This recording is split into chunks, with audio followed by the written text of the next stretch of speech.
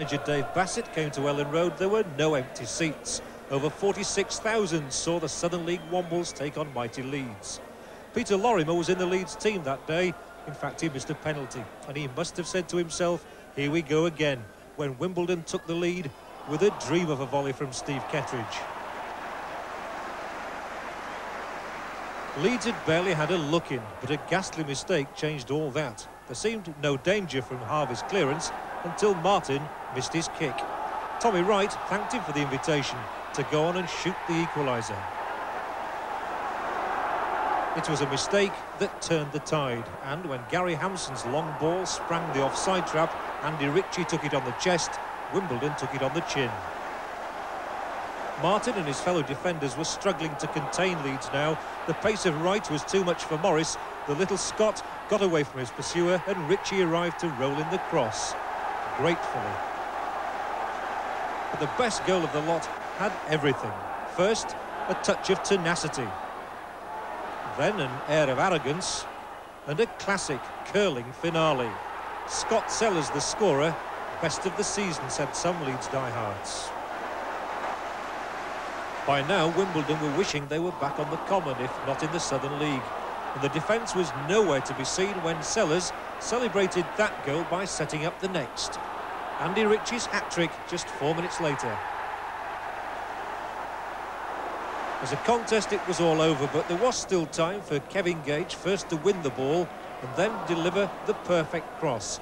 Alan Cork popped up with the clearest header he'll have all season. 5-2 then, and 10 years on, a result that wiped away a few bad memories for Peter Lorimer. Yeah, obviously the last time they were here was way back in the early 70s when they were at non-league side, and they played very well and they got a draw, and it wasn't a particularly happy day for me because I missed the penalty, but today it's been a lot better. We've played well, we've won very well, we've scored some good goals, and that puts us right in amongst the league leaders again. If I can just take you back to 1975, everyone remembers that penalty. Can you just sort of talk us through it and the way Dickie Guy made the save? Yeah, well, it was a very muddy day, and we weren't playing well at all, and they were frustrating us, and big crowd, and we were really getting frustrated, and we got a penalty not long to go in the game, and I thought, well, good, this is it, at least we can get this game over with. And sure enough, when it's a day like we were having, I went up and mishit it completely, and the lad made a good save, Dickie Guy, and they took us down to Crystal Palace, and we scraped through in the end. And Dick Guy, the man who's performed heroics this afternoon, who's saved everything that's been flung at him, has the most thankless task any goalkeeper in football can have, to try to save a penalty by dead shot.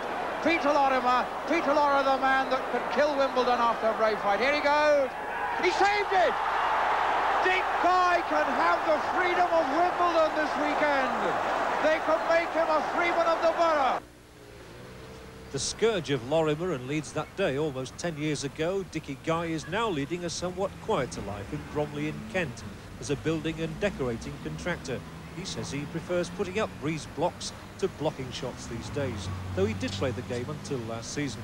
But Dickie does still have a host of memories about that marvellous day at Ellen Road.